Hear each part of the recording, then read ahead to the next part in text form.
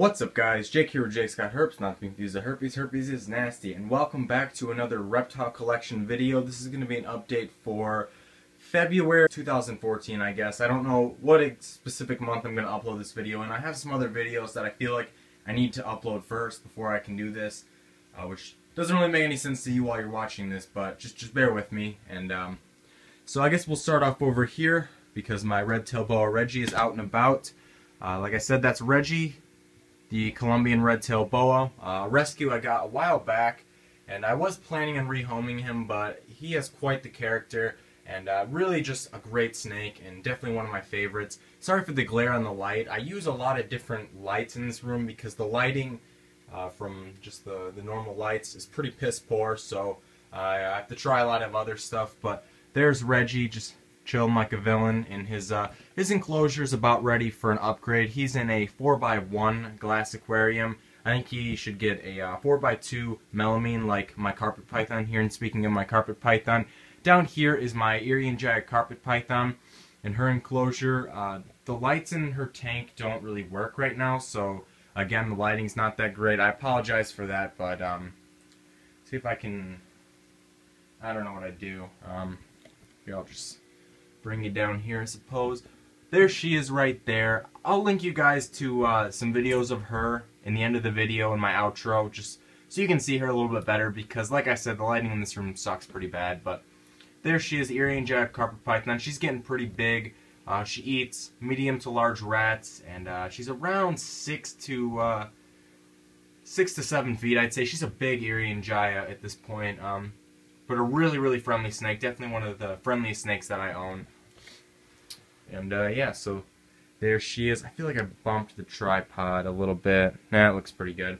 Alright, I guess we'll come over here.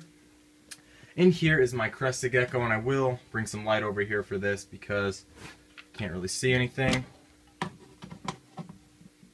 There we go. And here is my Crested Gecko. This was the enclosure that my Brazilian Rainbow Boa was in. But I switched them around. I just kind of cleaned off everything in that tank, and then moved my Crested Gecko in here and moved my Brazilian Rainbow Boa into a new enclosure. And last time I checked, my Crested Gecko was right back here. And I'll just take this light. And, wow, that's bad. You can see her in the corner, right in the upper right corner of the enclosure right there. But yeah, that's my Crested Gecko, doing pretty well. Eating a little bit better on fruits and Crested Gecko diet. Never has been an avid Crested Gecko diet eater, excuse me. And she prefers the insects, like the crickets and the mealworms. But, you know, we're definitely working on that with her. And she's a lot better than she was previously. Next, I'm going to bring you over to my Brazilian Rainbow Boa enclosure, which is looking pretty nice. I added a lot more plants. I still need some more plants to be along this back wall right here. I think that would look a lot nicer, look a little less bare. But let's see if we can, I'll pull her out for you guys. I normally don't pull out every single animal because then the video would be like an hour long. But I figure I might as well pull out at least one animal for you guys.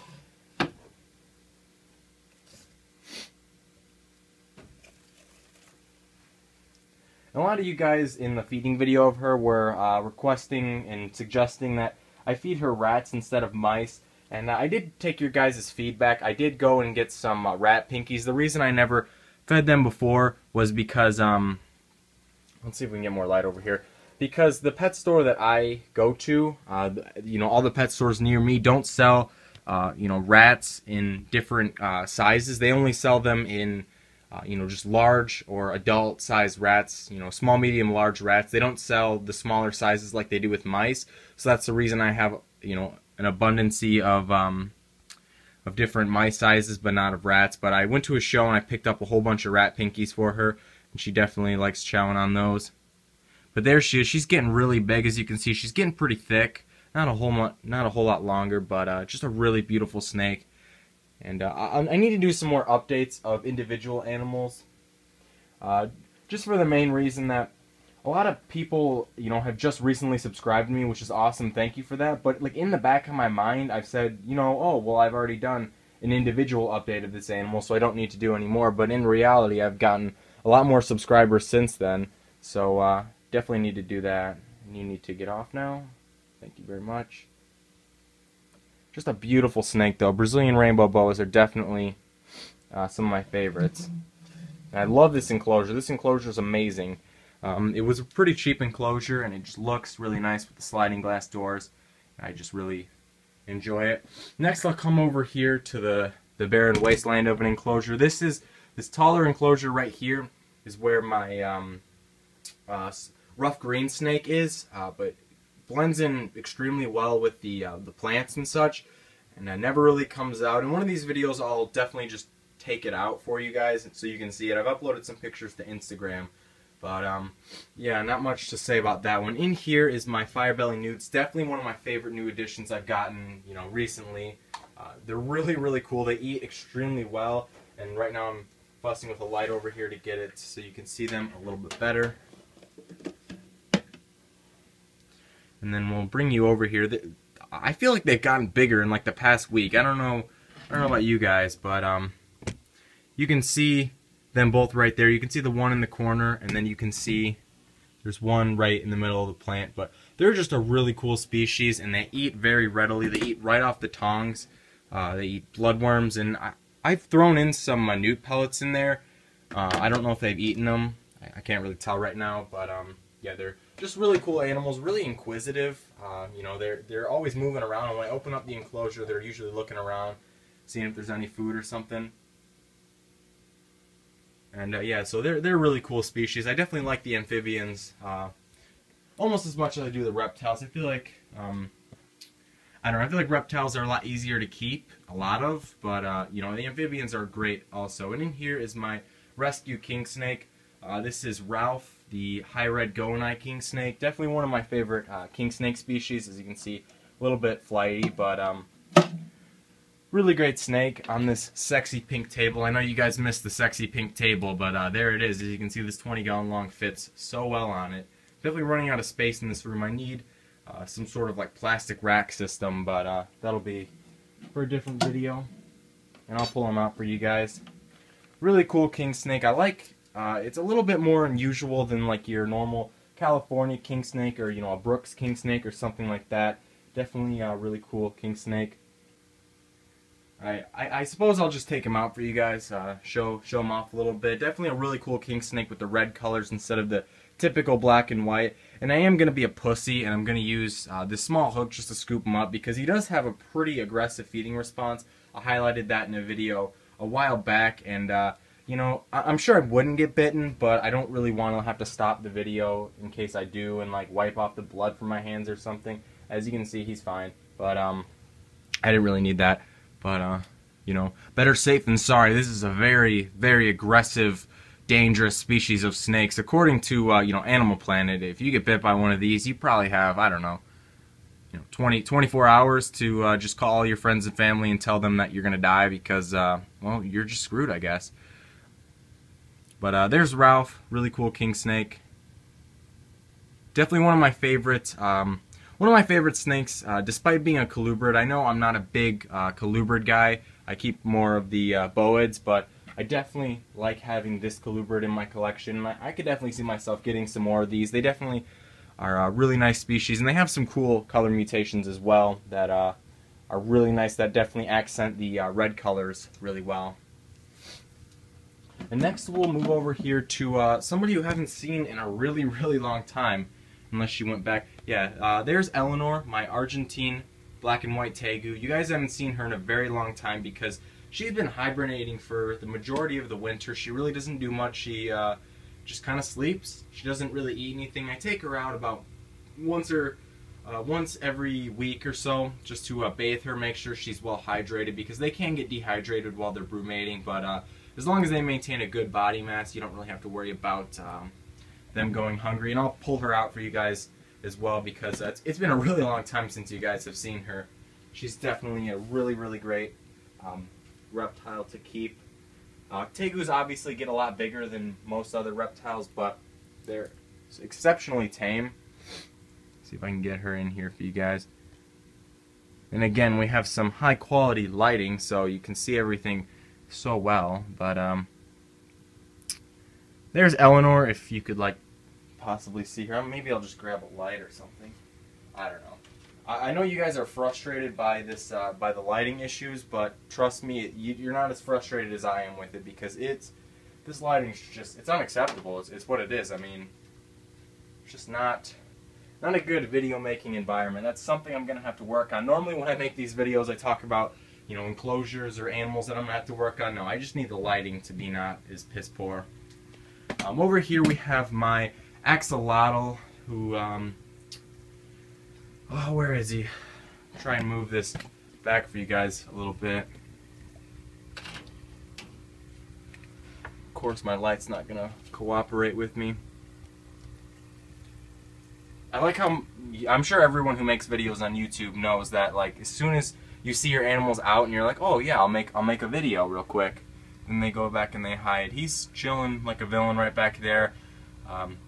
Doing really well, eating pretty well on newt pellets and bloodworms. I feed him a lot more bloodworms now because that's mainly what the newts eat, so I have a lot left over. So yeah, and then I'll go down here to the tubs. The top one is my Kenyan Sand Boa. I'll just open this up and show you guys him.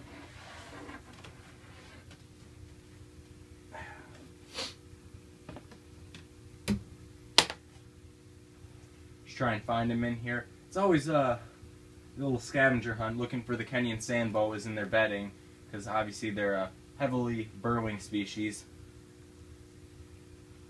And then there's those times where you're looking around and you're like, oh shit, and like you think they got out or something. But I don't know if the camera's adjusted properly, but here he is. Really little Kenyan Sand Boa. Hey, and maybe for once the lighting doesn't look so terrible, but there he is, just a little Kenyan Sand Boa. I love the orange and black contrast on these guys. This is one of the species that I think definitely looks better, you know, normal variety than any color mutations. Definitely a really cool species, and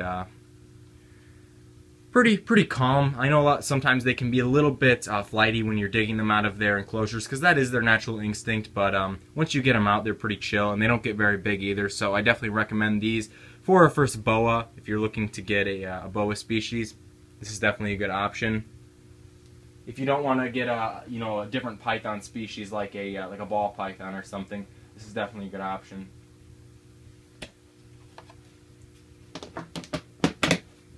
And then we'll go over here to the blood python. I'm looking around right now. I feel like I'm missing something in this room, but I guess this is everything in the room. Then we'll have to move on out around the house. Oh, I flipped this backwards.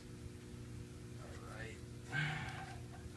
I think she went in her water dish and knocked over a bunch of water, because it doesn't really smell like piss. And if you've ever had a blood python, you know that their pee is very strong smelling.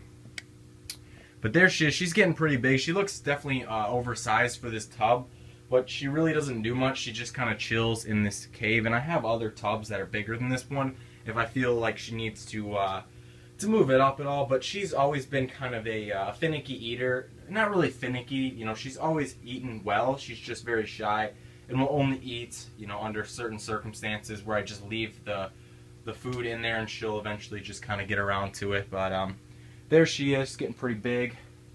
Definitely another really calm species that I own. You know, I know blood pythons kind of get a bad rep as far as when they're hatchlings. They can be a little bit flighty at times, but mine's a very nice snake. I've never been bitten by her. She's never shown any signs of aggression, so that's always nice. And now I'll take you on to see Tebow. You guys haven't seen him in a while. Definitely some of your guys' favorite, for sure. If I could get this tub back in here. There we go. And I guess we'll move on to see Tebow.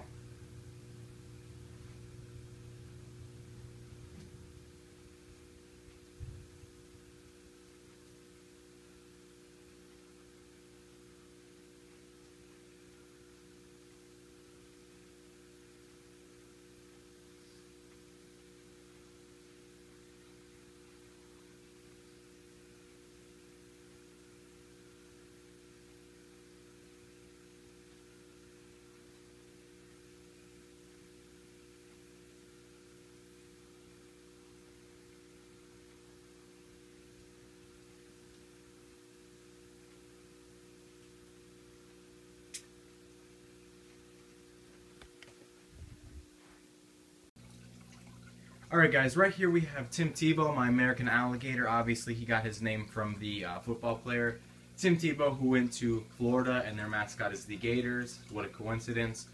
And he's getting a lot bigger. He's probably, I don't know, he's not 4 feet, but he's definitely over 3 feet at this point.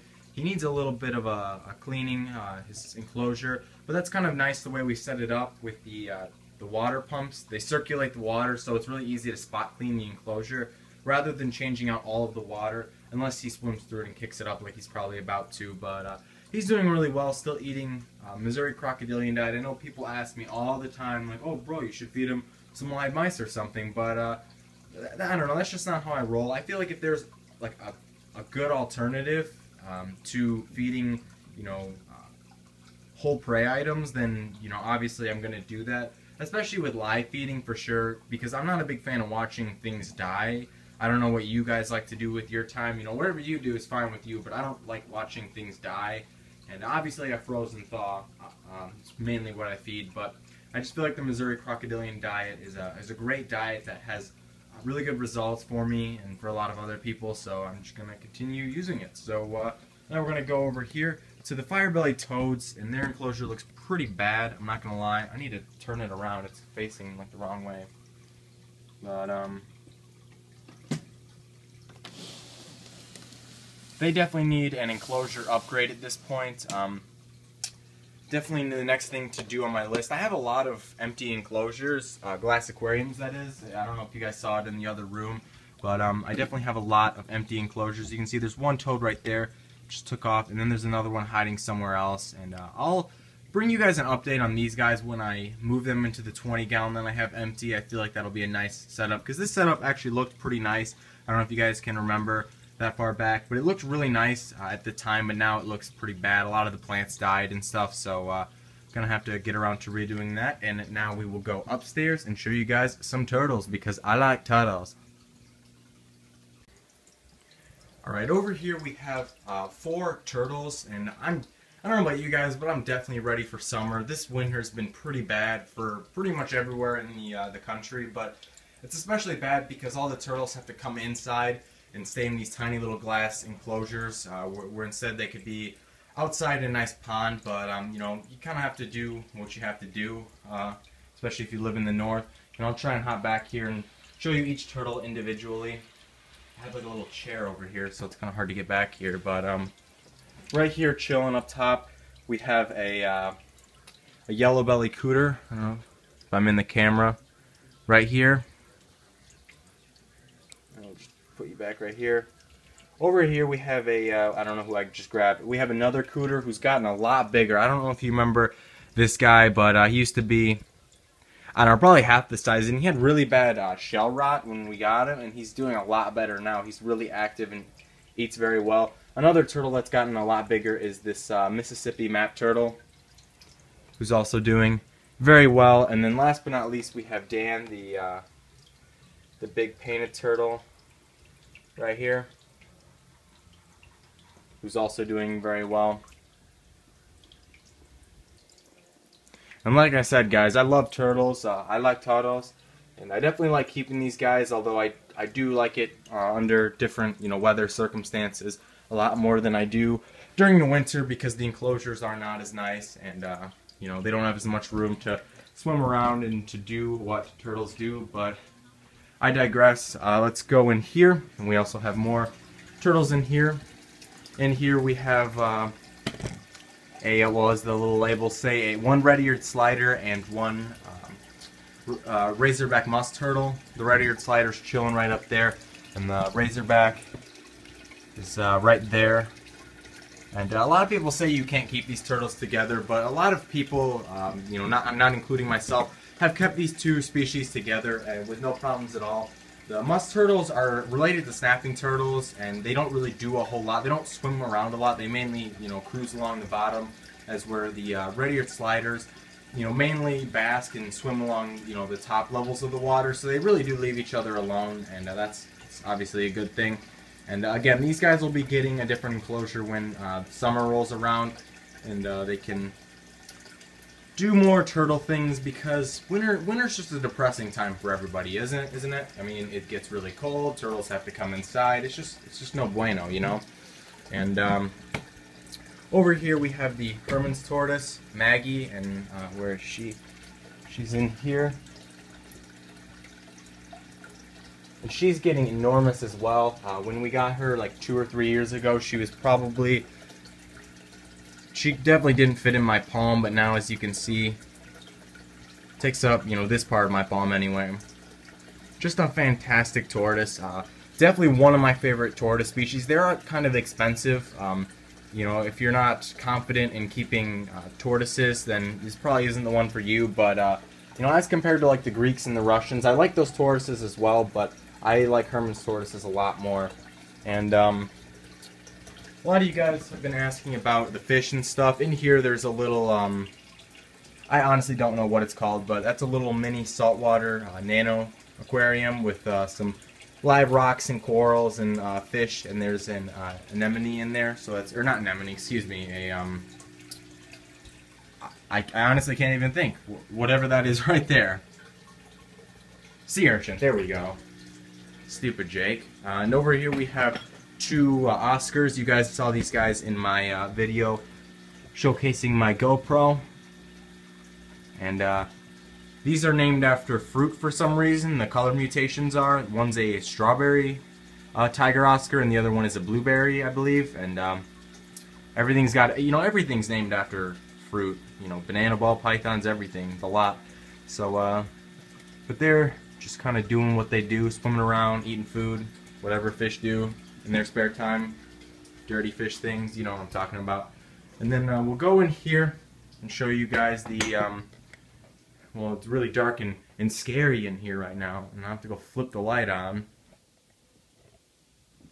I feel like so unprofessional making this video right now, but I know you guys really want to see this video, so I'm going to do it anyway. But, you know, a lot of the times when I watch reptile collection videos, I'll see people like, oh, you know, I got to put the camera down, and they'll put it down like face first into the carpet or something, and then they, you know, the lighting's really bad. But I know you guys have wanted this video for a while, so I'm gonna suck it up and I'm just gonna upload it. And here is SpongeBob. Patrick died, unfortunately, if you didn't see that on Instagram. It's really sad, actually, because these two have been a pair for an extremely long time, and now that they're not, it just seems kind of wrong almost. But obviously, I don't think SpongeBob really has like recollection of it. But just in case, you know, I redid the enclosure completely. Nothing's the same in there anymore. Just in case, I've got these really cool custom hides I got at the Kalamazoo Reptile Expo. So those are really cool. And here's SpongeBob. He is a Tremper albino. Let's bring him over here where you can actually see him for once, because that's kind of been a theme in this video. But there's SpongeBob. For those of you who are wondering, he is a Tremper albino, really common genetic mutation, but a really cool one. Is you guys can see, really nice colors, and he does have a little bit of orange on his tail. You know, I know there's rules for like carrot tail or what, you know, what you can call a carrot tail, but you know, you can try telling me, but I'm probably just not gonna care, because that's not really what I'm into in reptiles. But there he is, kind of doing his thing, and I'll put him back.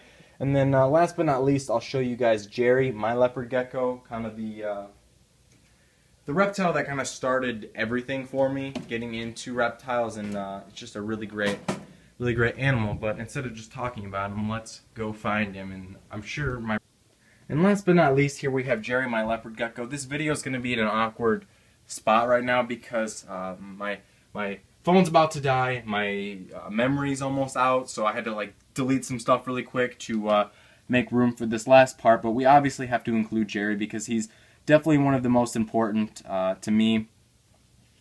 If he wants to be handled right now, there we go. And he's doing really well, and obviously he was the one that started it all for me. I got him almost 10 years ago, and that's really what got me interested in reptiles. And it's just a really great animal, and I highly recommend leopard geckos for a first reptile for anybody. I know they're really a common species, and not everybody likes to keep really common animals, but they're really fantastic. I promise you, if you get a leopard gecko, you will not, you won't regret it. They're really great. And so hopefully you guys enjoyed this video. I know it wasn't the highest quality video, and that kind of bothers me because I'm kind of a perfectionist when it comes to my videos. I like to make them look as nice as possible, but you guys have been asking for this video for a while, and I have been delaying doing it, so I'm just going to upload this for you guys now, and expect the next reptile collection video to be a lot better quality, better lighting, all that kind of stuff, better enclosures, everything. So hope you guys enjoyed this video. If you did, please leave a like. It helps me out a lot, and I will see you guys later. Peace.